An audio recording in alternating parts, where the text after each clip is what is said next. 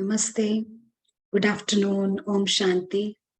हमारे सभी रूहानी दर्शकों का बहुत-बहुत स्वागत है और हम आशा करते हैं आपकी यात्रा बहुत अच्छी चल रही होगी। तो आज का सत्र हम शुरू करेंगे एक सच्ची कहानी से। एक माँ थी, एक माता, जिनको अपने बच्चों पर गर्व था। लौकिक भाषा में कहें गर्व था और अगर रूहानी भाषा में कहें तो हद का मैं था अपने बच्चों के आधार पर। और ये दोनों बच्चे यूनिवर्सिटी में पढ़ते थे। कई माताओं को होता है कि अ, थोड़ा घमंड रहता है कि हमारे बच्चे ज्यादा सफल हैं या ज्यादा अच्छा पढ़ते हैं।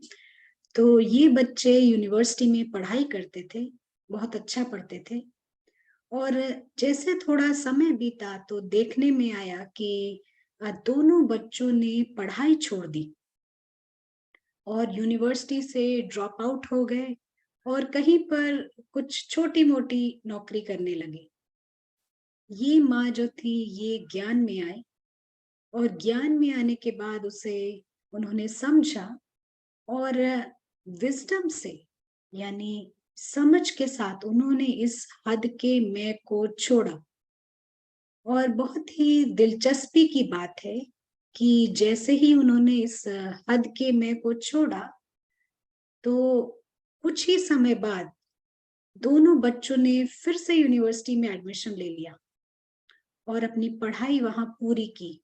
और कुछ समय बाद उन्हें बहुत ही अच्छी नौकरी भी मिली, जहां पर बहुत अच्छा पद पोजीशन भी मिला उन्हें। तो ये था हमारे पिछले सेशन का सार भी। हमने देखा कि अगर हमारे पास हद का मैं है, ईगो है, तो विनाश फोर्स भी आता है। और ये विनाश फोर्स तुरंत नहीं आता है, लेकिन कुछ समय बाद आना शुरू करता है और अपने ही समय पर भिन्न-भिन्न वक्त पर आता है। और अगर आपने हद का मैं शरीर के आधार पर बनाया है, तो विनाश फोर्स भी शरीर के आधार पर आएगा। अगर आपने हद का मैं अपने वेल्थ यानी पैसे के आधार पर बनाया है, तो विनाश फोर्स भी पैसे के आधार पर आएगा। और अगर पद पोजीशन के आधार पर बनाया है, जिस भी आधार पर बनाया है, विनाश फोर्स जो है उसी आधार पर आता है। लेकिन हमने ये भी समझा कि प्रकृति हमारी बहुत ही लॉयल फ्रेंड है, जिसका मतलब है कि अगर हम इस हद के मैं को छोड़ देते हैं, तो हमारे पास कुछ सकारात्मक ऊर्जा काम करने लगती है, यानी पॉजिटिव फोर्सेस हम पर काम करने लगते हैं। तो लेकिन ये जो ईगो है, ये जो हद का मैं है, ये लेबल लगाकर नहीं आता है। तो इसको पहचानना सबसे बड़ा चैलेंज है। तो क्योंकि ये लेबल लगाकर नहीं आता है, तो हमें इसे बड़ी ही सूक्ष्मता से पहचानना है। अगर हम इसको पहचान लेते हैं, तो हम इसको छोड़ भी सकते हैं। अगर आपने पहचाना ही नहीं, तो जानेंगे क्या और छोड़ेंगे क्या? तो इसीलिए इसका पहचानना बहुत ही ज़रूरी है। अगर नहीं पहचानते हैं, तो ये हद का मैं बढ़ता जाता है। हद के मैं को अगर हम निकाल देते हैं, तो विनाश फोर्स भी निकल जाता है। लेकिन हद का मैं अगर बढ़ता है, तो विनाश फोर्स को आना पड़ता है। तो ये था कुछ पिछले सत्र का सार। और अब कुछ अनाउंसमेंट्स करेंगे। और पहला अनाउंसमेंट ये है कि जो पहली बार जुड़े हैं इस सेशन से, तो हम चाहेंगे कि अगर आपके कोई सवाल है, आपके कोई शेयरिंग है, कोई कमेंट्स है, तो आप ज़ूम चैट का इस्तेमाल कर सकते हैं।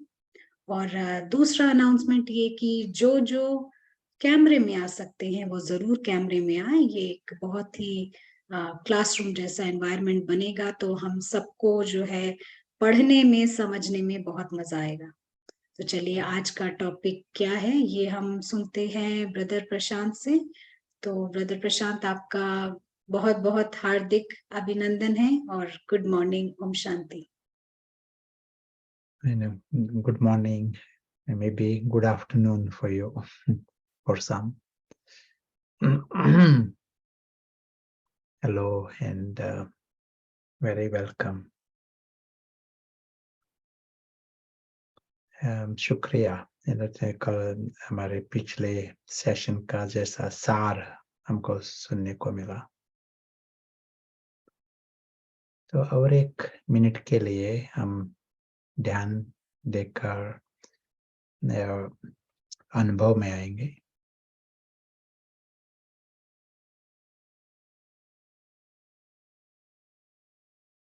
और हमारे जो योग की विधि है ना, हम 4 स्टेप्स, 4 कदम है। तो पहला कदम है हमारे लिए कि ज्ञान पर ध्यान देना, ज्ञान के रीति से देखना।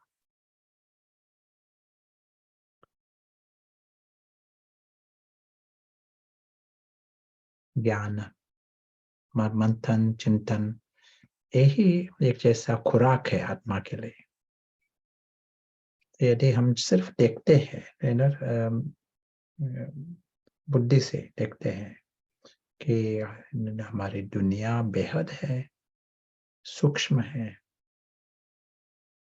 अविनाशी है, और ये स्थूल दुनिया जो है ये सिर्फ एक छोटा सा नाटक है। यही जैसा ज्ञान चिंतन हुआ। इस दुनिया में मेन जो कलाकार है वो आत्मा है, निराकारी आत्मा। वो एक्टर्स है और वो प्लेयर्स है, वो प्रेक्षक भी है और कलाकार भी है, और वो मुसाफिर भी है। सिर्फ हम जैसा चिंतन करते हैं, चिंतन मंथन। नेक्स्ट स्टेप, ये है पहला स्टेप, ज्ञान चिंतन मंथन। Next step, attention. सो हमारे पास ये फंक्शन होता है हमारे में, हमारा ध्यान एक तरफ हम ला सकते हैं, ध्यान दे सकते हैं जहाँ चाहिए वहाँ। तो हमारी स्थिति क्या है कलयुग के अंत?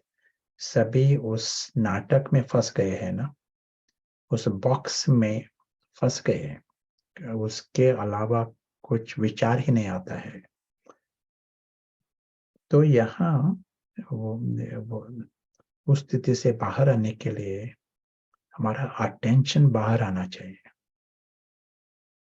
सो नेक्स्ट स्टेप, सिर्फ हमारा अटेंशन, ध्यान, हम इस नाटक के बाहर लाते हैं, इतना ही। नाटक के बाहर है हमारी सच्ची दुनिया।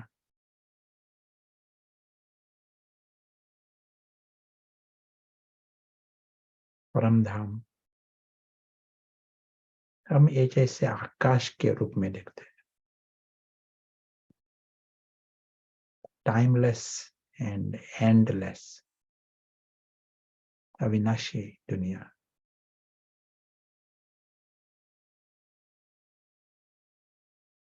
हम आंखें बंद करके, आंखें खोल के, लेकिन मन के आंख से देखते हैं हमें।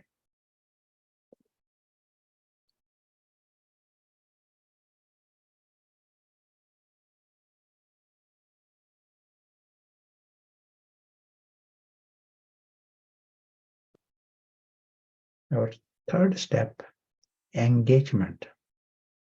हम देख रहे हैं ये दुनिया, लेकिन नेक्स्ट स्टेप है गहरी रीति से या इस दुनिया का अनुभव करना।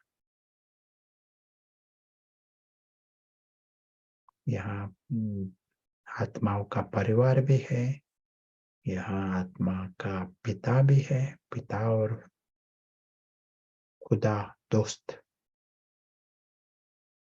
सभी निराकार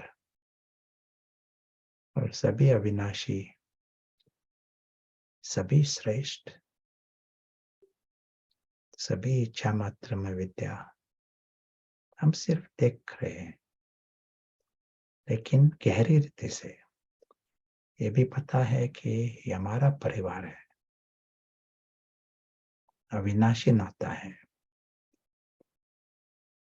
और पिता से भी अविनाशी नाता। सिर्फ हम देख रहे हैं। ये जो अलौकिक वातावरण है वो आत्मा को मदद करता है।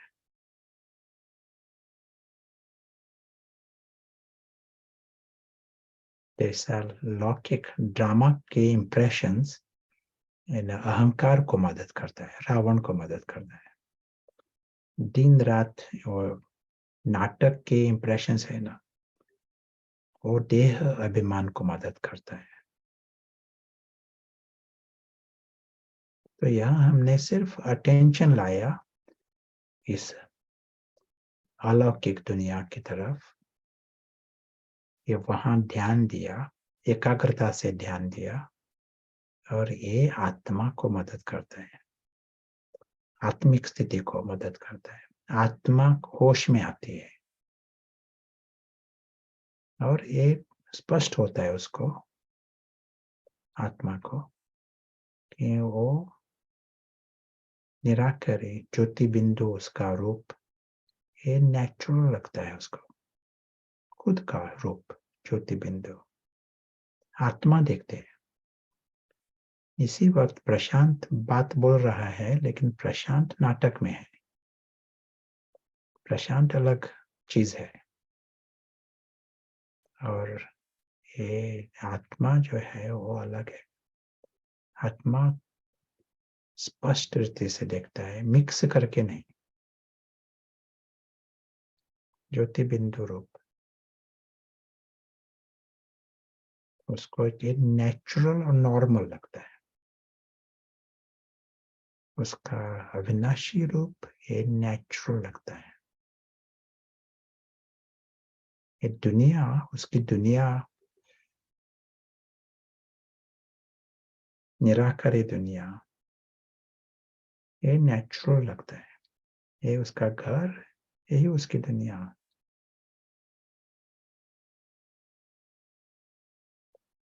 सुप्रीम स्काई, ये है उसकी दुनिया। परिवार से परिवार भी ज्योति बिंदु आत्मा होगा, चैतन्य आत्मा होगा, चैतन्य सितारे, ये भी नेचुरल लगता है। किसी चीज की जरूरत ही नहीं है, ये नेचुरल लगता है।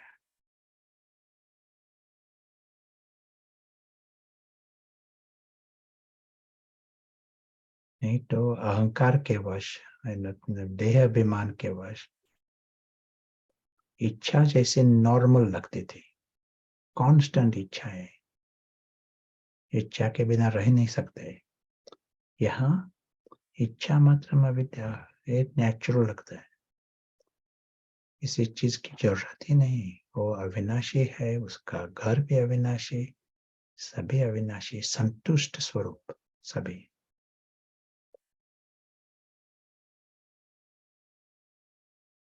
और जहाँ इच्छा नहीं और हानि नहीं, नुकसान नहीं, किसी प्रकार का नुकसान नहीं हो सकता, बियॉन्ड हार्म, सभी ये दुनिया ही बियॉन्ड हार्म। ये नाटक जो होता है, अल्पकाल की कहानी स्टोरी जो होती है, वो कुछ हानि नहीं पहुंचा सकती है।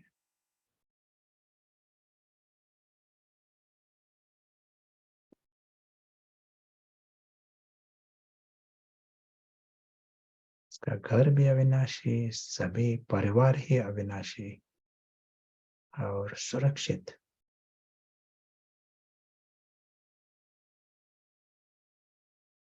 जब ये पता पड़ता है जरूरत नहीं और बियॉन्ड हार्म, सभी बियॉन्ड हार्म है, खुद बियॉन्ड हार्म, कुछ किसी प्रकार का नुकसान नहीं हो सकता। ये फाउंडेशन होता है आनंद का।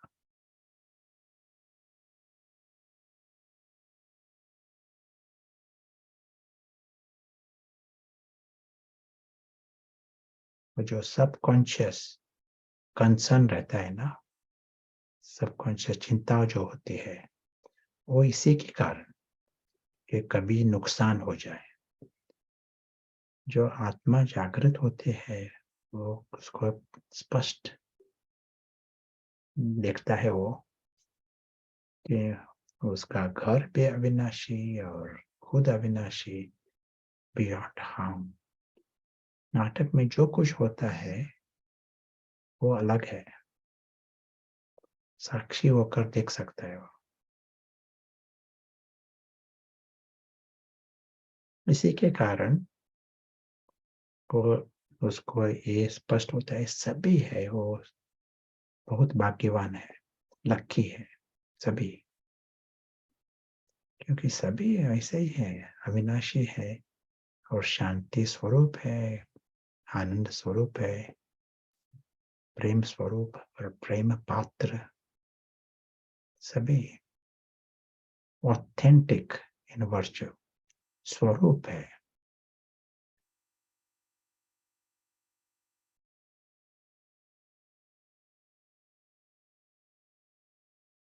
ये जैसे आप ईश्वरीय परिवार, सच्ची तरह से, सच्ची रीति से ईश्वरीय परिवार और ईश्वरीय दुनिया और ईश्वर के साथ दुनिया,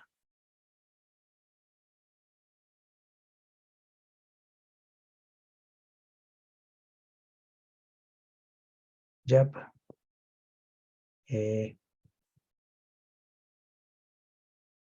अविनाशी अविनाशी आत्मा और इनविजिबल आत्मा जब स्थूल दुनिया में वापिस मुसाफिरी करता है, तो जैसा एक मेहमान होकर आता है, साक्षी होकर आता है, लेकिन होश में रहता है, इस पर अटेंशन रखता है। वो आत्मा ही रहेगा। नाटक में आया इसका अर्थ नहीं आत्मा नहीं होंगी, पात्र ही होगा। आत्मा रहती है, इनविजिबल एक्टर रहता है, इनविजिबल साक्षी रहता है। यदि होश में है तो ये अनुभव होगा। यदि आत्मा बेहोश हो जाए तो अहंकार और हद का मैं, देह अभिमान इंचार्ज रहेगा। देह अभिमान का रूल रहेगा मन पर।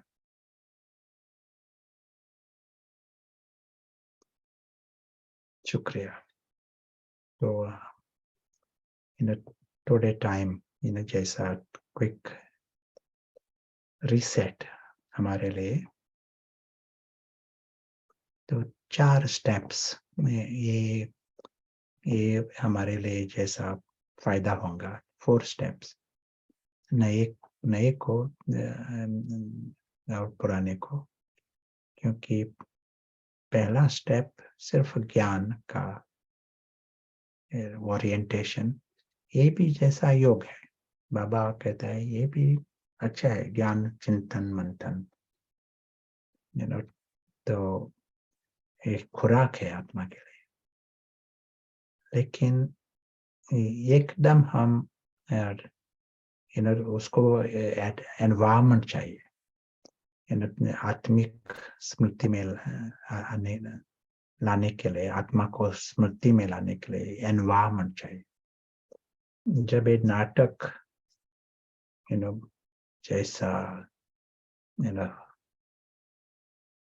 हाई ड्रामा होता है, इसमें पैशन है, पैशन से ड्रामा में देखते हैं, कर्म होता है, और एकदम आत्माभिमानी स्थिति हो नहीं सकती। जास्ती करके ईगो बेस्ड पुरुषार्थ रहता है, अहंकार के वश पुरुषार्थ रहता है।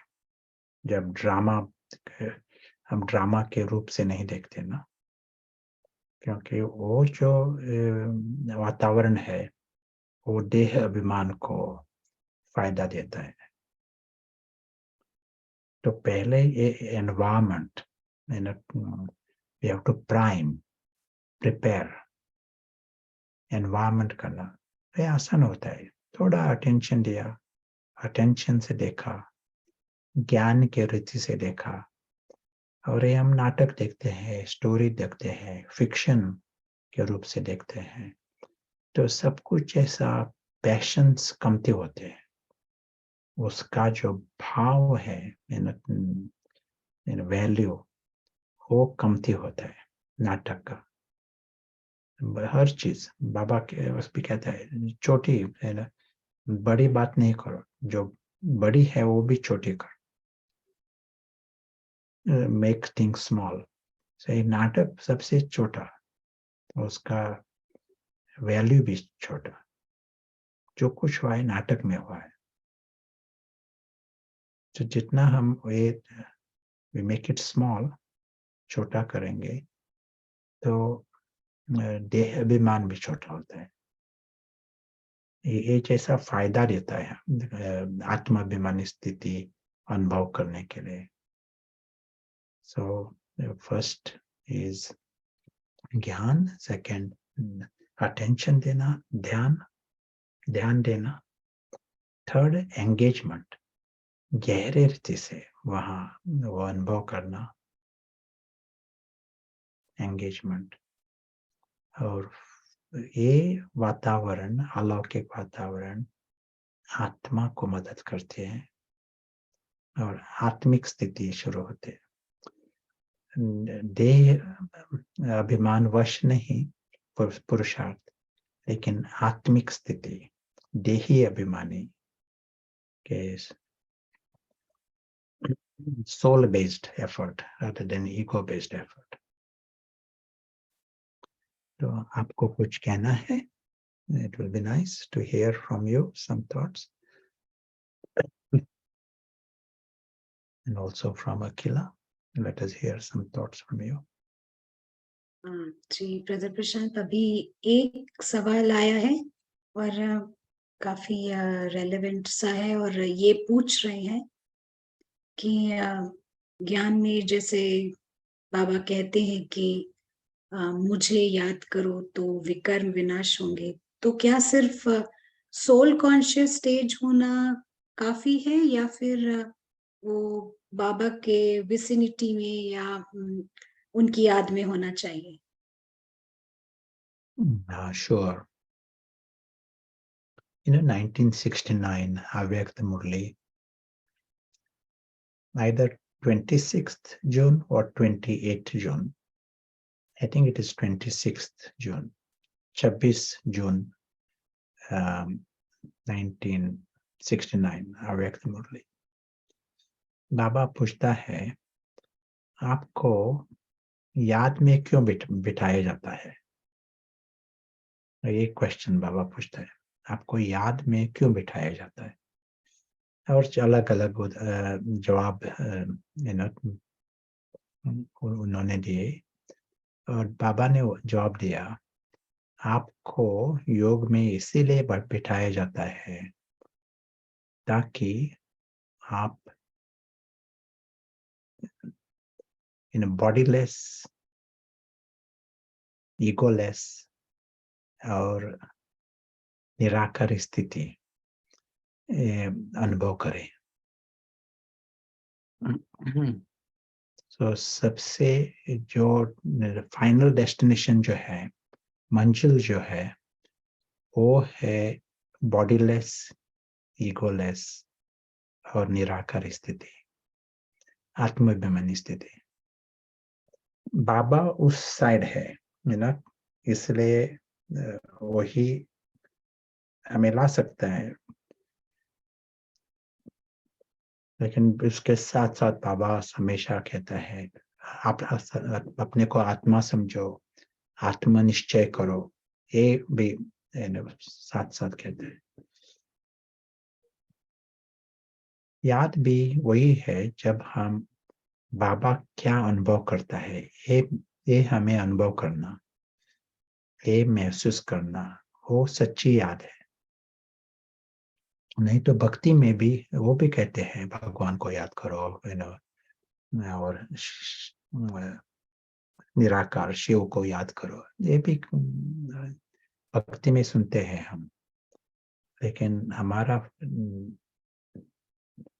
डिफरेंस, हमारा यूनिकनेस क्या है? आत्म अभिमानी बनो और याद करो। जितना देह अभिमान निकल जाएगा और आत्माभिमानी स्थिति स्टेबल हो जाएंगे, स्थायी हो जाएंगे, उतना फायदा है हमारे लिए। वो प्यूरिफिकेशन है।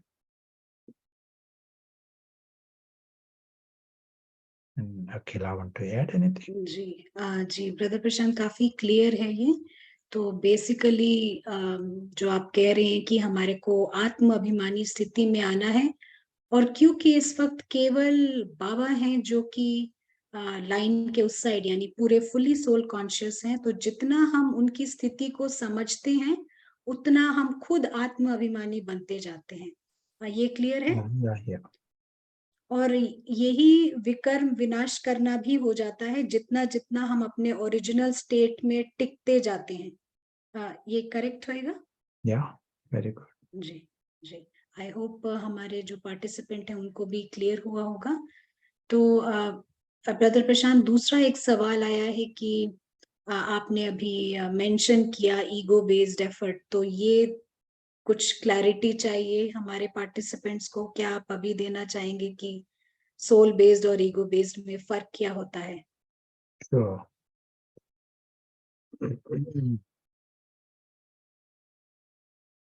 तो ये थोड़ा डिटेल्स होगा, यदि आज टाइम मिल जाए तो डिस्कस करने को मिलेगा।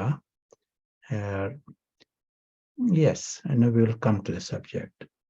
लेकिन पहले हम आज का विषय शुरू करेंगे और उस आधार पर ईगो बेस्ड एफर्ट ये स्पष्ट हो जाएगा। हमारा मेन स्केच हमारे लिए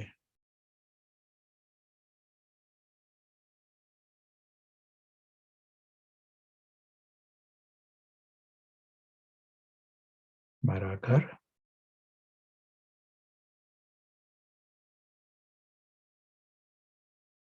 और हमारी कर्म भूमि, ये सबसे पहले हमें याद होना चाहिए।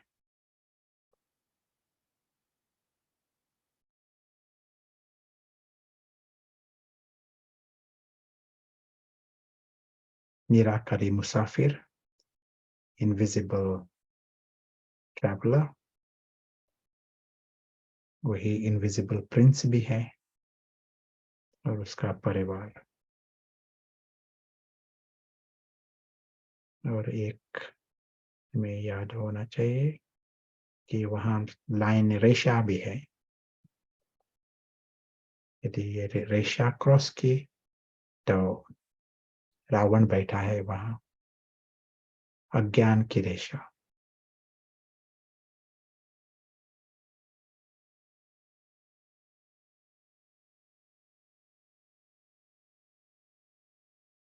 जब हम पारस बुद्धि से देखते हैं तो स्पष्ट दिखाई पड़ता है कि यहाँ ये जो निराकारी दुनिया है वो स्पष्ट दिखाई पड़ते है। एक योग के शब्द नहीं यूज करेंगे हम।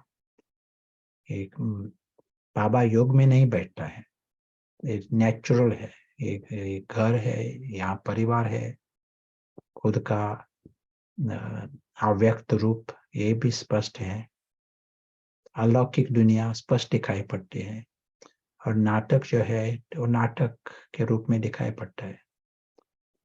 जैसे कोई लोग नाटक में जाते हैं देखने के लिए, घर आते हैं, ये स्पष्ट रहता है, दो अलग अलग चीजें हैं, ये स्पष्ट दिखाई पड़ता है। तो वही रहता है यहाँ, जब हम पारसनाथ बन गए तो वो स्पष्ट दिखाई पड़ेगा। यही है, ये नाटक में नहीं फंस जाना, बंधन नहीं करना, यही है हमारा पुरुषार्थ।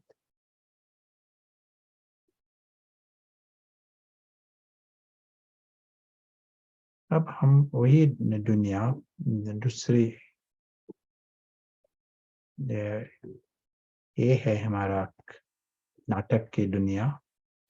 और ये जो अविनाशी प्रिंस, राजपुत्र, वहाँ मुसाफिर रीति से आए थे, वो अलग अलग रीति से बंधन करना शुरू करते हैं।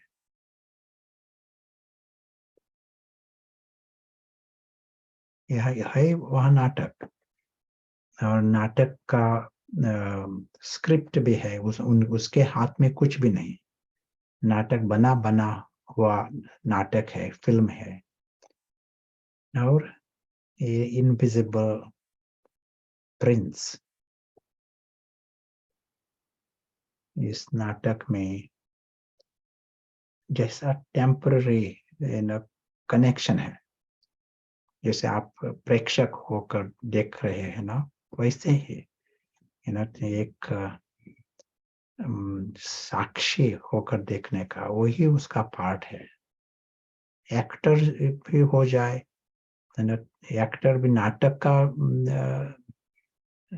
पार्ट नहीं होता, he is not part of the story, actor is out of the story।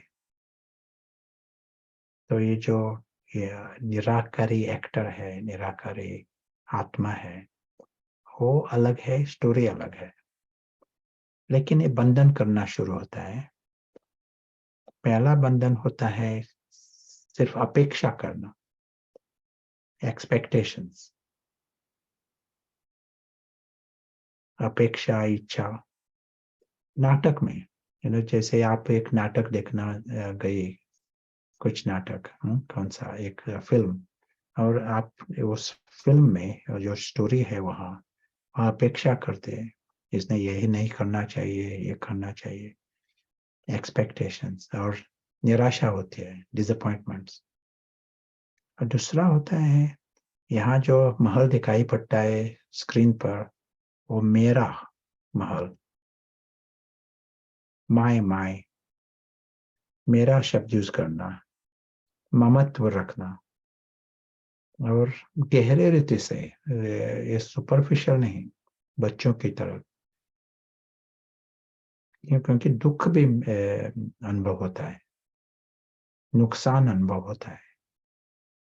यह वहाँ नाटक है, और यहाँ पे जो प्रेक्षक है वो दुख महसूस करते हैं। और तीसरा लेवल कौन सा है, आप बताओ? ये हमारा बंधन है। तीसरा लेवल बंधन किस रीति से, किस रूप से आता है?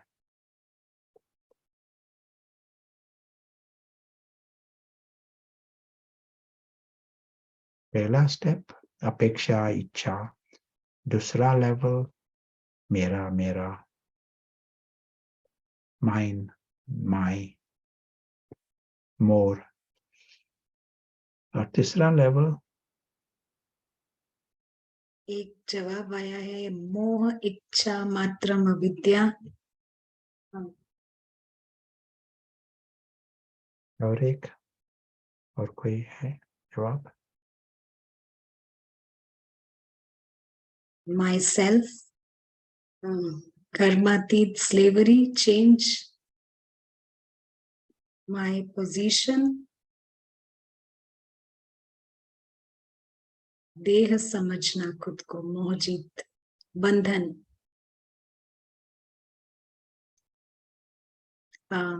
डर आया है, फियर आया है। या नेक्स्ट लेवल बंधन में हमने कहा कि हद का मैं, इस नाटक के आधार पर मैं समझना है नाटक। इन नाटक में आप देख रहे हैं शिवाजी है स्टेज पर, और ये जो प्रेक्षक है उसको लगता है मैं ही शिवाजी हूँ। सबकॉन्शियस कॉन्शियस, बट नाटक के आधार पर मैं को जन्म देना, हद का मैं, सो बहुत गहरा बंधन हुआ। अपेक्षा करना वही कितना दुख देता है। मेरा समझना ये सभी बाहर की दुनिया है, हमारे कंट्रोल में नहीं है, विनाशी है, अनप्रेडिक्टेबल है, और यहाँ हम बंधन करना शुरू करते हैं और हद का मैं शुरू होता है। हमने ये भी देखा हमारे डिस्कशन में पहले, यदि यहाँ दुनिया है, हमारी दुनिया में लोग है और शरीर है और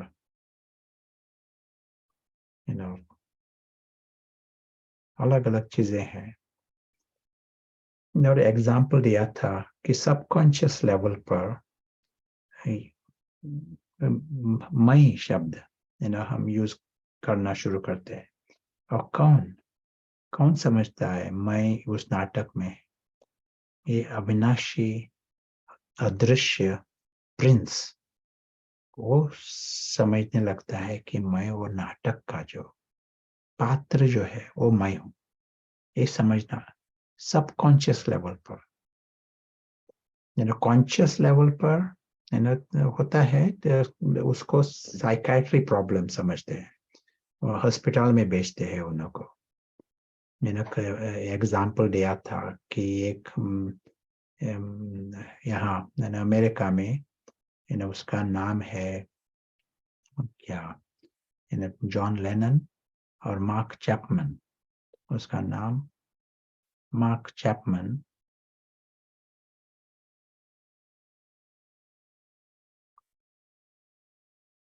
और ये जो फेमस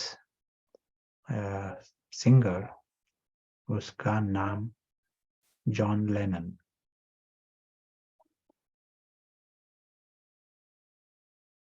तो मार्क चैपमैन उसको जॉन लेनन क्या उसका फैन, दिन रात उसके बारे में सोचता था, जॉन लेनन के बारे में, उसके गीत सुनता था, उसके पोस्टर्स थे उसके घर।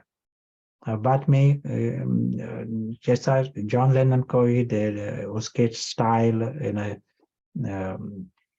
जो कुछ हेयर स्टाइल जॉन लेनन के स्टाइल पर होते थे, और बाद में उसको लगा कि मैं खुद ही जॉन लेनन हूँ।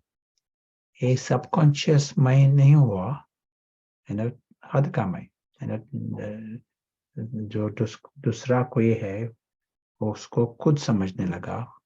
मैं सबकॉन्शियस पहले हुआ, लेकिन बाद में वो कॉन्शियस में आया। लोगों को कहता है मैं ही जॉन लेनन हूँ। ये साइकाट्री प्रॉब्लम समझते हैं जब ऐसा होता है तब। लेकिन सबकॉन्शियस, एग्जाम्पल दिया था कि मैंने एग्जाम्पल दिया था, एक प्लांट है और मैं उसकी देखभाल करता हूँ, कि उसके आधार पर एक मैं को जन्म देता हूँ। है एक का झाड़ और उसकी देखभाल करता हूँ, मेरे गार्डन में है, ऐसा समझता हूँ मेरा मैं मेरा। लेकिन अरे यार, बाद में सबकॉन्शियसली मैं शब्द को, आइडेंटिटी को जन्म देता हूँ। कब कैसा मालूम पड़ता है कि कोई भी उस पेड़ को, प्लांट की प्रशंसा करता है, अप्रिसिएशन करता है, प्रेज देता है, तो लगता है वो मेरी प्रेज है। उसकी टीका किया, क्या क्रिटिसिज्म किया तो खुद का क्रिटिसिज्म जैसा लगता है।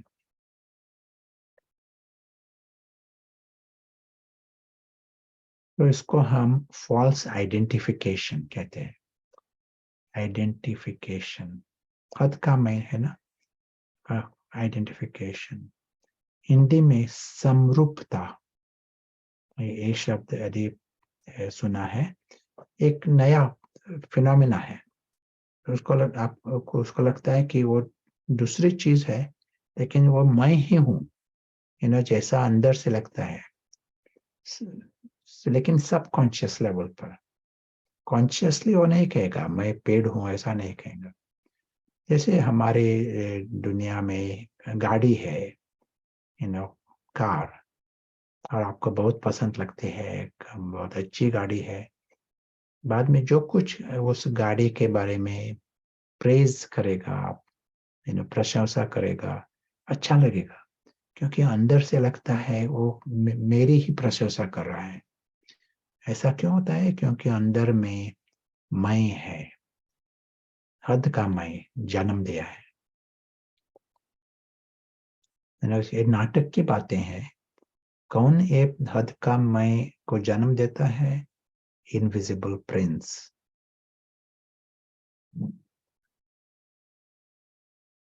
वो खुद को भूल गया है, इस डाउनवर्ड स्पाइरल उसमें आया है, और नाटक को इतना बढ़िया रूप से देख रहा है। तो मैं भी शब्द नाटक के आधार पर होता है। छोटी छोटी बातें, हमने कहा कि गाड़ी के आधार पर मैं, कोई ये भी हो सकता है कुत्ता, विदेश में ऐसा होता है, कई देश में कुत्ता इतना, मेरा कुत्ता इतना अच्छा है, और ये हद का मैं कुत्ते के आधार पर हो सकता है, होता है बहुत जगह कुत्ते के आधार पर। सो कोई भी कुत्ते को प्रेज करता है, इसको बहुत अच्छा लगता है, लेकिन क्रिटिसिज्म किया तो खुद को दुख भी होगा, जैसा एनिमोसिटी होंगी दूसरे के कुत्ते के कारण। जूता होता है ना, उसके आधार पर भी मैं है, हद का मैं हो सकता है। ऐसा है कहा? जूते के आधार पर हद का मैं शब्द नहीं आएगा, लेकिन कब मालूम पड़ता है? हम पर्सनली लेते हैं, जो कुछ उसके बारे में कहते हैं होता है, वी टेक इट पर्सनली। जो क्रिटिसिज्म होता है, लगता है कि वो मेरे ऊपर हुआ है क्रिटिसिज्म, इसने प्रेज किया, खुद को लगता है। तो अलग अलग रीति से हमें देखना चाहिए ये हद का मैं। हद का मैं जो है, वो उसका विस्तार बहुत बड़ा है। एक जगह हद का मैं रिलीजन के, धर्म के आधार पर हो सकता है। इनफैक्ट होता ही है सभी जगह। मैं जो जिस धर्म में जन्म लिया है वो प्रैक्टिस नहीं करता हूँ, लेकिन मुझे पता है वो हद का मैं है अंदर। मुझे अच्छा लगता है, कोई किस धर्म के बारे में अच्छी बात बोलता है विदेश में, तो मुझे अच्छा लगता है।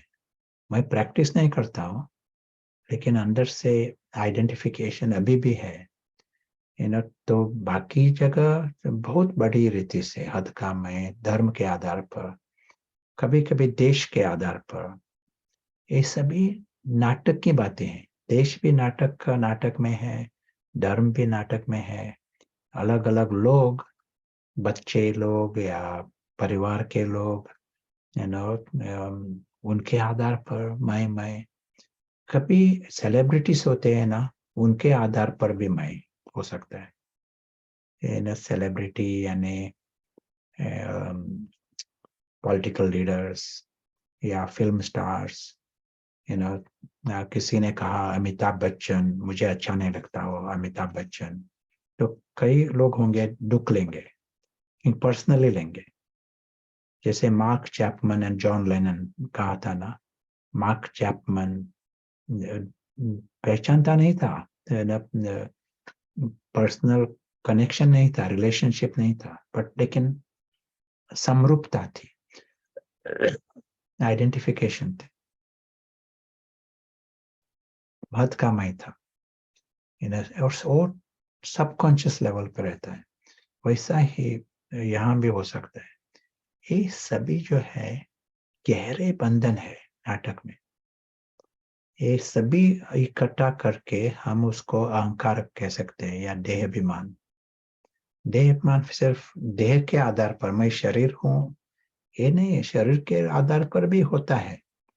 शरीर, किसी ने कहा है मुझे शरीर अच्छा नहीं लगता, वो पर्सनली लेंगे, लेकिन शरीर के भी जास्ती कुत्ते के आधार पर बड़ा हद का मैं हो सकता है किसी के और किसी में, या बच्चे के आधार पर हद का मैं बड़ा हो सकता है, जो बहुत सूक्ष्म रीति से होता है ये हद का मैं।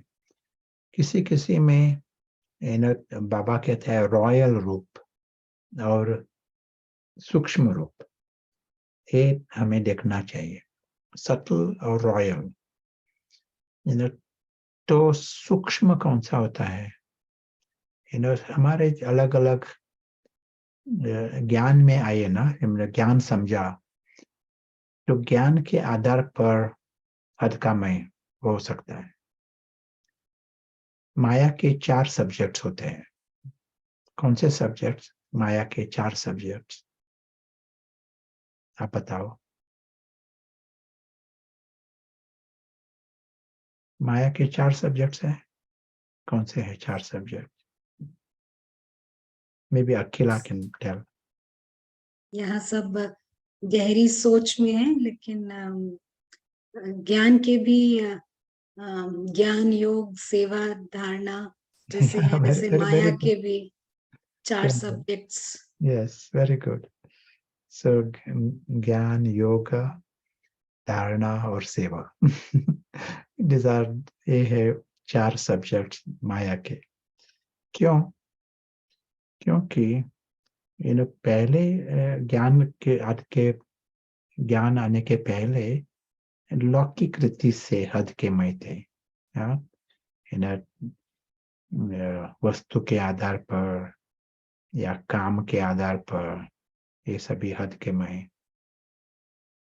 मेरा जो मेरा क्या, मेरा काम है, बहुत बड़ा काम है, मैं गवर्नर हूँ, प्रेसिडेंट हूँ, अलग अलग ग्रॉस रीति से। मेरा महल बहुत बड़ा महल है, उस आधार पर, संपत्ति के आधार पर ये हो सकता है। रिश्तेदार के आधार पर, मेरा जो कौन बच्चा बहुत फेमस है, अलग अलग रीति से हद का मैं। अभी ज्ञान आया और ये मत पता पड़ा कि ये सभी क्या फॉल्स, ये अज्ञान है और हमें नुकसान पहुंचाने वाले हैं ये हद के मैं। तो एक जैसा पैराजाइट है सिस्टम में। तो हम क्या कर रहे हैं? बंधन कर रहे हैं और दुख, सिर्फ दुख देते हैं सभी हद के मैं। सभी पर्सनली लेते हैं, ड्रामा में जो कुछ होता है सभी पर्सनली लेते हैं, और अंदर से जैसा असुरक्षितता बढ़ती है, कभी भी किसी प्रकार का बंधन किया तो असुरक्षितता बढ़ती है और ये हानि पहुंचाती है हमें। तो ये पता पड़ा और हम ट्रांसफॉर्मेशन लाना शुरुआत किया। ट्रांसफॉर्मेशन कैसा शुरू होगा? जब हम क्लीन आत्मिक स्थिति में आएंगे, तब ट्रांसफॉर्मेशन होना शुरू हो जाएगा। मैं वो अविनाशी मुसाफिर,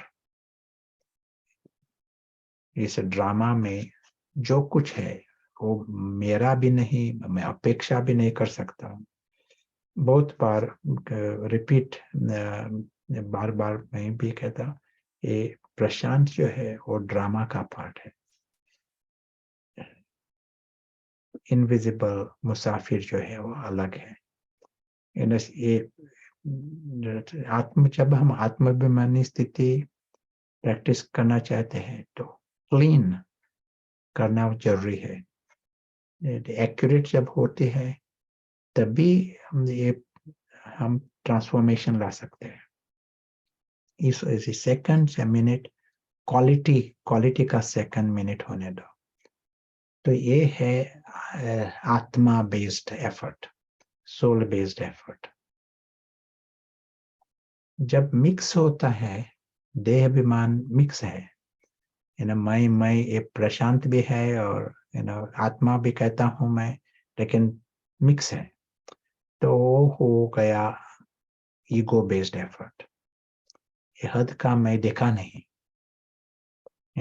और इसके कारण वो ये जो हद के मैं जो है ना, वो है हमारी अल्टीमेट चैलेंज। देह अभिमान निकालना, उसमें अल्टीमेट चैलेंज है ये हद का मैं। क्यों है ये चैलेंज?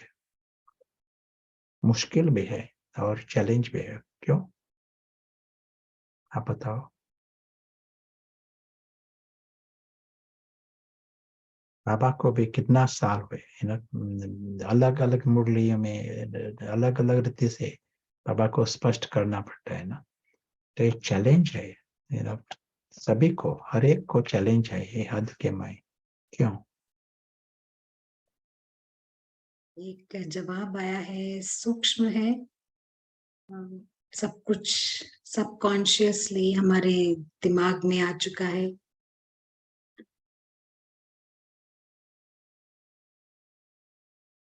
बंधन में है, एक जवाब आया है।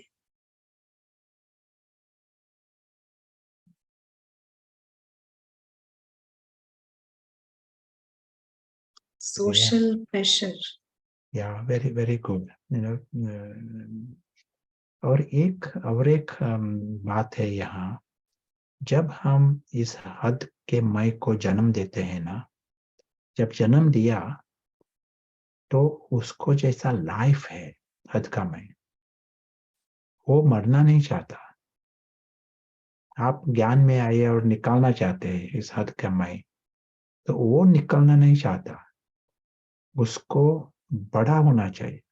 उसका फुल प्रोग्राम है बड़ा होने का। जैसे कोई भी जानवर होता है या इंसेक्ट, कीड़ा, कुछ भी होता है, कोई भी मरना नहीं चाहता है, उसको जिंदा रहना चाहिए और बढ़ना चाहता है। तो यही है ये जो हद का मैं, तो उसको मैं है ना, फिर उसको जैसा लाइफ है, वो अंदर से जाना नहीं चाहता है, वो बढ़ना चाहता है। इसलिए ज्ञान है और नॉलेज है, नो प्रॉब्लम। लेकिन बाबा कहता है योग में माया इंटरफेयर करेगी, ज्ञान में नहीं करेगी, लेकिन योग, यदि आप यथार्थ योग करना चाहते हैं तो माया इंटरफेयर करेगी, ब्लॉक करेगी। क्योंकि यदि एक्यूरेट किया ना, तो आप उसको निकालना चाहते हैं। और ये है रावण का एब्सोल्यूट क्या एग्जिस्टेंस, अस्तित्व। रावण का अस्तित्व यहाँ है, तो रावण का फुल फोर्स आएगा और रावण और माया अलग अलग रीति से इंटरफेयर करेगा, डिस्टॉर्ट। जब ईगो बेस्ड होता है, आप 8 घंटा भी बैठो, रावण का प्रॉब्लम नहीं है, माया का प्रॉब्लम नहीं है। दृष्टि देना, स्टेज पर बैठना, रावण को प्रॉब्लम नहीं है, as long as it is ego based। लेकिन आत्मा बेस्ड, सोल कॉन्शियस यदि बनना चाहते हैं, तो Maya will be creative, Maya will find how she can interfere. लेकिन परिवर्तन होगा जब यथार्थ है, मिक्स नहीं है, तब परिवर्तन होगा। तो इसी के कारण रिपीटेडली चेक करना पड़ेगा कि यहाँ इनविजिबल मुसाफिर जब हम कहते हैं, आत्मा आत्मा हम जब कहते हैं, मिक्स से है। जब आत्मा को क्लियरली अलग दिखाई पड़ता है, नाटक से, स्टोरी से अलग ये दिखाई पड़ता है, सेकंड मिनट्स, उस सेकंड मिनट्स में हम यथार्थ पुरुषार्थ कर रहे हैं, क्वालिटी का पुरुषार्थ होगा उस सेकंड मिनट में। जब हम हैबिट डालते हैं ना, किसी भी एक्यूरेसी का जो शुरुआत किया तो बढ़ता जाएगा। सिर्फ चेक करना पड़ेगा डायरेक्शन एक्यूरेटली है या नहीं। एक्यूरेटली किया भी, फिर भी क्या होगा, नया प्रकार का मैं आएगा। अभी माया है ना, माया इंटरफेयर करना शुरू करेगी। माया आफ्टर एक हफ्ता हुआ, 2 हफ्ता हुआ, 3 हफ्ता हुआ, आपका बहुत अच्छा पुरुषार्थ चल रहा है, प्रोग्रेस हो रहा है, बहुत अच्छा। अभी माया कहेंगी एक नया प्रकार का मैं यहाँ आएगा, नया प्रकार का मैं को जन्म देगी। और ये मैं कौन सा है? ये मैं है, मैं अच्छा पुरुषार्थी, मैं बहुत पक्का हूँ, मैं ज्ञानी हूँ। मेरा ज्ञान जो है, इतना पढ़ा मैंने, बहुत ज्ञानी हूँ मैं। मेरा योग जो है वो बहुत सभी को अच्छा लगता है, मेरा योग। या अलग अलग जो आपके गुण है ना, उसके आधार पर मैं का जन्म होगा। मैं वेरी हम्बल मैं निर्माण हूँ, मैं निमित्त, लेकिन main instrument I am the instrument. मेरा जो खाना पर मैं टोली बनाता हूँ, सभी को अच्छा लगता है। अलग अलग रीति से ये आएगा। और जब जन्म देगा, जन्म लेगा ही। कुछ भी आपने किया है ना, कुछ भी कर्म किया है, उसके आधार पर हद का मैं आएगा ही। ये क्वेश्चन मार्क नहीं है, जन्म आएगा। कोई भी गुण है, उसके आधार पर हद का मैं आएगा। लेकिन रियल क्वेश्चन है, मैंने ये देखा या नहीं देखा, ये क्वेश्चन है। यदि यह नहीं देखा तो ये बीमारी बढ़ जाएगी, क्योंकि ये सभी हद का मैं, उसका रूप वैसा ही होता है। जब नहीं देखा तो बढ़ती जाती है। कोई भी बीमारी है, स्थूल बीमारी भी, यदि इलाज नहीं किया तुरंत, तो वो बढ़ती जाएगी। वैसा ही यहाँ भी वैसा ही है। ये हद का मैं बढ़ता जाता है।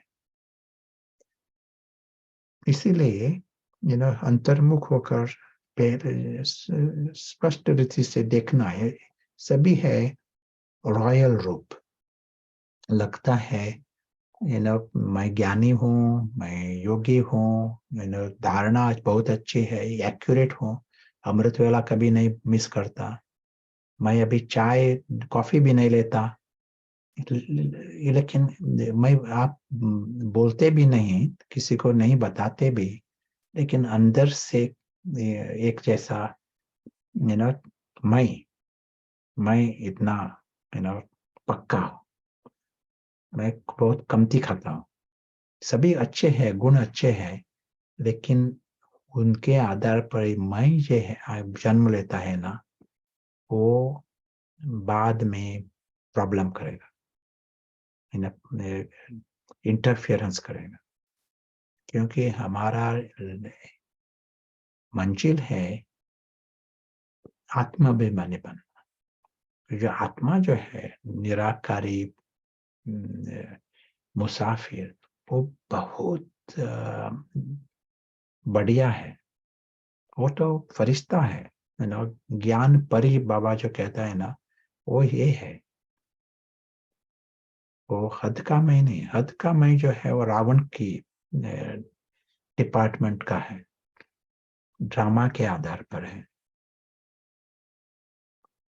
तो ये स्वमान जो है, असला स्वमान, वो निराकरी लेवल पर रखना चाहिए हमें, ड्रामा के आधार पर नहीं। जब ड्रामा के आधार पर आएगा, वो रावण की क्या ना, विस्तार, रावण का विस्तार, प्रजनी, वंशावली। तो Akhila Ben, want to add anything? So anyone got any of this हद का मैं? कोई को है हद का मैं? बेंगलोर में है अखिला बेन, हद का मैं किसी को? जी वही सब यहाँ ट्राई कर रहे हैं निकालने के लिए। और जैसा आपने कहा कि ये हद का मैं कई बार दिखाई पड़ता है, जैसे कई डिक्टेटर्स होते हैं और सेलिब्रिटीज होते हैं, तो इनका जो हद का मैं है वो पावर के आधार पर होता है, मिलिट्री के आधार पर होता है, पैसे के आधार पर। तो जितना मिजरेबल इनका लाइफ होता है, तो देखने में आता है कि इनका डेथ भी काफी मिजरेबल ही होता है, क्योंकि पूरी जीवन ये हद के में से जूझते रहे हैं, जो सुखी रहने नहीं देता है। और दूसरी चीज आपने जो बताई कि पहले जो है हमारा हद का मैं होता है लौकिक चीजों के आधार पर, वेल्थ हो गया, शूज हो गया, हैट हो गया। लेकिन जैसे ही स्पिरिचुअलिटी में आते हैं, तो ये हद का मैं जाने को राजी नहीं होता है, लेकिन केवल परिवर्तन हो जाता है। और ये हद की चीजों को छोड़कर अब वर्चूज पे आ जाता है, गुणों पर आ जाता है। जैसे आपने कहा कि बहुत अच्छी टोली बनाती हूँ या भोजन बनाता हूँ, मेडिटेशन अच्छा करता हूँ और कराता हूँ। तो ये सब भिन्न भिन्न तरह के हद के में हो, तो हमारे को थोड़ा बहुत ही चौकन्ना रहना है, सूक्ष्म रीति से इन सबको चेक करना है, और उस आई के पोजीशन में आना है जो बिल्कुल क्लीन है, निराधार है इस वर्ल्ड को लेकर। क्योंकि इवन जो आप ब्राह्मण बोले या कोई भी बोले, सब कुछ इस वर्ल्ड का पार्ट हो जाता है। तो हमको बहुत ही अच्छे से चेक करना है कि हम इससे बाहर हैं कि नहीं। तो ये थोड़े से यहाँ से विचार थे। एक दो प्रश्न आए हैं, क्या अभी ले सकते हैं brother Prashant? Yeah, just one comment I want to make. जी ये एक बार दादी जान की टीचर्स के संगठन में बोल रहे थे, विदेशी टीचर्स, ब्राह्मण टीचर्स, और वो कहते थे कि आपने पहले जो पुराने अहंकार है वो निकाले ही नहीं है, और नए अहंकार को जन्म दिया है। तो मैं भी था उस गैदरिंग में, तो दादी मुझे देख रही थी जब बोल रहे थे, तो मुझे भी एक जो कुछ कहा है ना हमने अभी तक, सभी खुद में देखा है, इसलिए बोल सकता हूँ मैं कि हद के मैं जो है, तो जो कुछ आप कर्म करेंगे ना, कुछ भी अच्छा या कोई भी कर्म उसी सेकंड में जन्म लेता है। ये देखा है, खुद में देखा है। कोई गुण है, कोई एक्शंस है, कोई ये रिश्तेदार है, कनेक्शंस है, वीआईपी कनेक्शन, हद का मैं आएगा वहां। डेस्परेट है, ये जो रावण की संप्रदाय है ना, ये डेस्परेट है, इमीडिएटली आता है वहां। जब तक डार्कनेस है, तब तक वो देह अभिमान को मदद करता है। Darkness, sign of darkness is this, ये सभी देह अभिमान है ना, उसको मदद होता है। हम ये ट्रांसफॉर्मेशन वही उसी वक्त ला सकेंगे जब हम लाइट इतनी होनी चाहिए, लाइट ऑफ क्लैरिटी, ये स्पष्ट दिखाई पड़ना चाहिए और एब्सर्डिटी दिखाई पड़ना चाहिए, पागलपन ऐसा महसूस होना चाहिए। ये हद का मैं, कुत्ते के आधार पर हद का मैं, गाड़ी के आधार पर हद का मैं, ये भजी यानी पकौड़े के आधार पर हद का मैं, ये पागलपन ये दिखाई पड़ना चाहिए। और कौन ये इसमें जा रहा है? ये फरिश्ता, अविनाशी फरिश्ता, जो राजपुत्र है, इटर्नल राजपुत्र। माया का बहुत बड़ा क्या विक्ट्री है यहाँ, सभी को, सारी दुनिया को इस लेवल पर लाना, ये बहुत बढ़िया सक्सेस, सफलता है माया की। और हम ज्ञान आया, ज्ञान के आधार पर भी नए मय शुरू होंगे, क्योंकि ज्ञान भी है, लेकिन ज्ञान के आधार पर रोशनी चाहिए, लाइट होनी चाहिए। और ज्ञान स्वरूप और उसका प्रूफ क्या होगा?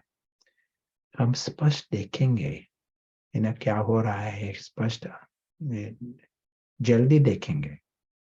ये हद का मैं इस किस आधार पर, बोलने की बात अलग है, कोई बोलता है ये मेरा है, वो एडवांस स्टेज ऑफ देहाभिमान। लेकिन खुद में जब संकल्प आता है ना, जैसा एक नशा होता है, कुछ हल्की रीति से नशा, ये मैंने क्या है, ये मेरा कनेक्शन है, मेरा संबंधी है, ये मेरा गुण है, हल्की रीति से नशा, वो देखना चाहिए। और ये जो जब फुल लाइट में हम देखते हैं, रोशनी में देखते हैं, ज्ञान की रोशनी, तो वो पागलपन जैसा दिखाई पड़ेगा। नशा नहीं होगा, लेकिन पागलपन जैसा दिखाई पड़ेगा, क्योंकि आपका जो स्वमान है वो बहुत बढ़िया है,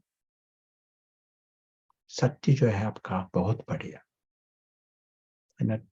ये महसूस होगा, सिर्फ ज्ञान के आधार पर नहीं मैं फरिश्ता हूं, ऐसा नहीं, लेकिन जब रोशनी में देखते हैं तो ये आपका जो सच्चा रूप जो है, बहुत सुंदर ग्रेटनेस, महानता दिखाई पड़ेंगे, लेकिन अलौकिक, मिक्स करके नहीं। जितना फ्री रहेंगे उतना अलौकिक महानता महसूस करेंगे। मिक्स करेंगे तो ड्रामा के आधार पर महानता दिखाई पड़ेगी, सच्ची आत्मिक महानता नहीं। या अखिला से प्रश्न पूछना चाहते? जी पत्र प्रशांत, सवाल तो बहुत सारे आए हुए हैं यहाँ पर, लेकिन जो एक दो जो मेन सवाल है वो यही पूछ रहे हैं कि इस हद के मैं को देखने के बाद उसको बाहर कैसे निकालना है। ये जितना हम प्रैक्टिस करते हैं, सोल कॉन्शियसनेस एक्यूरेट प्रैक्टिस, उससे ये चला जाएगा। या जब हम देखते हैं ना, वही एक मदद करते हैं, ये जैसा लाइट लाना, जैसे कहा था ना, डार्कनेस जब है ना, अंधकार जब है तो मदद करता है रावण को, मदद करता है देह अभिमान को, तो दिखाई भी नहीं पड़ेगा। जब हम सूक्ष्म रीति से अंतर्मुख होकर जब देखते हैं किसी भी प्रकार का हद का मैं खुद में, दूसरे में नहीं, वो फायदा नहीं करेगा, लेकिन खुद में सूक्ष्म जो हद का मैं देखेंगे ना, तो जैसा लाइट का क्या प्रभाव पड़ेगा, वो कमती होता है। Half the battle is won. सिर्फ देखने में ही आधा फायदा होता है, यश मिलता है। और जब हम हमारा जो होमवर्क है एक्यूरेटली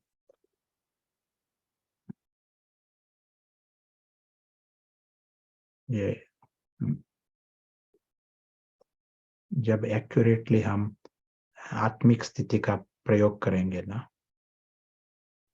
तो जितना आत्मिक स्थिति बढ़ती है उतना हद का में कमती होता जाएगा। वो है हमारा होमवर्क। इसलिए बाबा कहते हैं 8 घंटा, 2 घंटा, 4 घंटा, great time, and that continues to remove the हद का मय कमती होता जाएगा, और उसके बदले सच्चा मय, आत्मिक मय, उसका जैसा पावर बढ़ता जाएगा। Yeah. Any other comments you want to make? And Akhila, want to add anything yourself? जी, जो हमारे को ये समझ आया है कि दोनों तरफ से हम इसको करेक्ट करते हैं। एक तरफ हम हद के मैं को पहचानते हैं तो 50% बाजी वहीं जीत जाते हैं, और दूसरी तरफ हम एक्यूरेट प्रैक्टिसेस में जाते हैं। ये हम 8 घंटा 4 घंटा नहीं कह रहे, लेकिन जितनी भी देर आप करो, लेकिन एक्यूरेट करो। ज्यादा देर बैठकर 80% एक्यूरेट हो, 90%, उससे अच्छा 5 मिनट 10 मिनट 100% में जाएं। ऐसा करने से हमारे जितने भी कड़े से कड़े संस्कार हैं वो जल्दी हट जाएंगे। क्या ये सही कहा ब्रदर प्रशांत? संस्कार ठीक है। सिर्फ एक सेंटेंस ऐड करना चाहता हूँ। हमारे अलग अलग कड़े संस्कार है ना, उनों का बीज भी जो है वो यहाँ है। वो हद के मय जो है वो है बीज अलग अलग कड़े संस्कारों के। अखिला बहन ने कहा वो ठीक है, लेकिन क्योंकि जब योग में एक्यूरेट यथार्थ योग जब होगा ना, तो ये हद के मय कमती होते जाएंगे, और जितना वो छोटे बनते जाते हैं, पावर कमती होता है, तो संस्कार, उसके आधार पर जो संस्कार है वो भी वीक कमती होते जाएंगे। जी, तो जैसे ये हद का में जो बीज है वो कम होता जाएगा, तो जो इसके आधार पर जितने भी संस्कार तैयार हुए हैं वो सब हल्के होते जाएंगे और वो भी हटते जाएंगे। तो ब्रदर प्रशांत, अभी हम समय से ऊपर आ गए हैं। हम काफी सारे सवाल आए हैं यहाँ पर, तो हम इनका जवाब रिकॉर्डिंग्स में तैयार करके आप तक पहुंचाएंगे जरूर। तो अभी इसको खत्म करेंगे brother Prashant, is it okay? Yeah, very nice. And you can create a 2 minutes of meditation commentary if it is okay. जी, But जी, any other thoughts you want to share, summarize? Right. तो I think हम summary में हम यही कहना चाहेंगे कि जो हमारा होमवर्क है, होमवर्क यही है कि हम इस हद के मैं को पहचाने। ये हद का मैं बहुत ही कट्टर प्लेयर है ये, यानी ये ईगो और माया बहुत ही निरंतर खेल खेलते हैं, तो परिवर्तित होते जाते हैं। आप जहां भी हैं वहां पर ये नया जन्म ले लेते हैं। आप लौकिक में थे तो ये लौकिक के आधार पर था, और अब आप अलौकिक हो गए तो ये हद का मैं भी अलौकिक के आधार पर आ गया है। तो इसको हम सूक्ष्मता से पहचानेंगे, क्योंकि ये लेबल के साथ नहीं आता है। तो इसको हमें समझना है और पहचान कर इसको करेक्ट करना है। ये आज की क्लास भी थी, और हमारा अगले हफ्ते तक का ये होमवर्क भी है, तो सभी इसको नोट कीजिएगा, एक्यूरेट प्रैक्टिस कीजिए। अगर आपको एक्यूरेट प्रैक्टिस समझ नहीं आया है तो आप रिकॉर्डिंग्स भी चेक कर सकते हैं, जो शुरू में ब्रदर प्रशांत ने कुछ कमेंट्रीज दी थी, तो वो एक्यूरेट प्रैक्टिस की दी थी, जहां पर सोल अपने ओरिजिनल स्वरूप में आता है और उसको एक एनवायरनमेंट मिलता है वहां पर अपने फैमिली के साथ, और अपने उस एनवायरनमेंट में वो जागृत होता है। तो आप उसको जरूर चेक कीजिएगा। तो आई थिंक यही अभी तक का हमारा क्लास रहा है। तो चलते हैं हम 2 मिनट के प्रैक्टिस में। और जब हम प्रैक्टिस करें, क्योंकि हम अभी स्टार्ट कर रहे हैं एक्यूरेट प्रैक्टिस करना, तो अलर्ट होकर बैठें और मल्टीटास्किंग नहीं करें। और ये कुछ क्षण हम यथार्थ रीति से प्रैक्टिस करेंगे। हम अपने घर को देखते हैं सुनहरे रंग के लाल प्रकाश में। सुनहरा आसमान उस नीले आसमान से परे।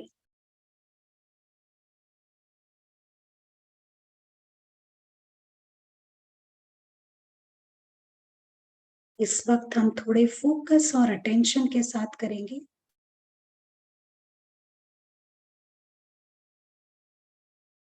हमारा ध्यान ड्रामा में ना जाए, ये लक्ष्य रखें।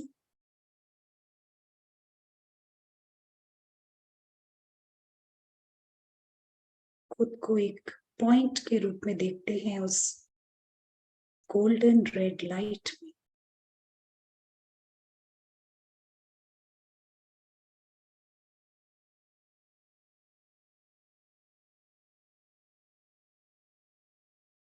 ये घर साइलेंट है, यहाँ पर स्थिरता है, शांति है।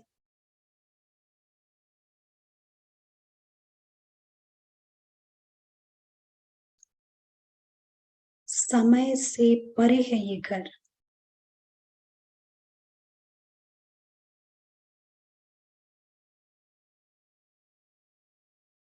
इसी शब्द पर आप टिक जाएं कि समय से परे की अनुभूति क्या होती है।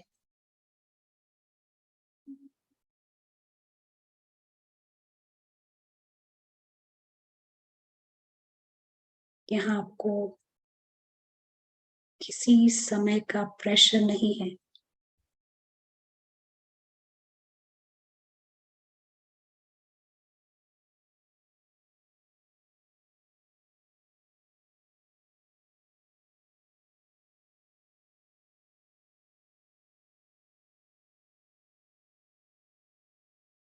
हम महसूस कर रहे हैं, अनुभव कर रहे हैं उस शांति को और प्रकाश को।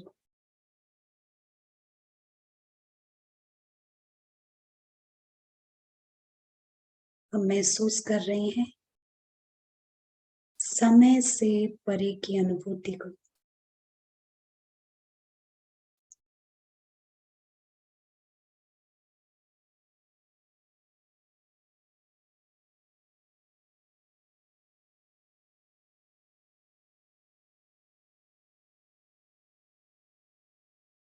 ये घर है जहाँ एक अलौकिक परिवार है।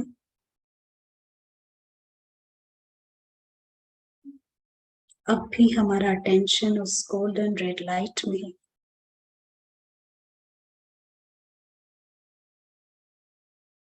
ये घर है जहाँ भगवान भी रहते हैं। हमारा ध्यान गॉड की तरफ जाता है, लेकिन अब भी अटेंशन उस सुनहरे लाल रंग पर।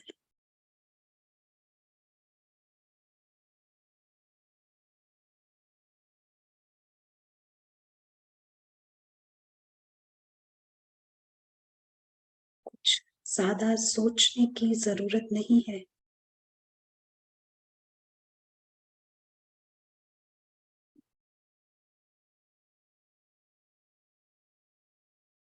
हम अनुभव करते हैं उस पीस को और समय से परे की अनुभूति को।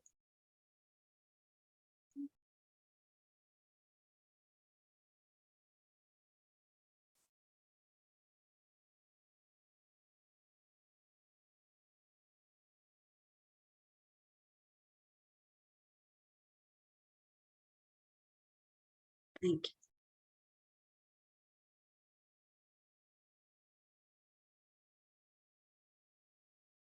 आई होप आपका कंसंट्रेशन 100% रहा होगा। नहीं रहा तो इसको 100% तक ले आएंगे।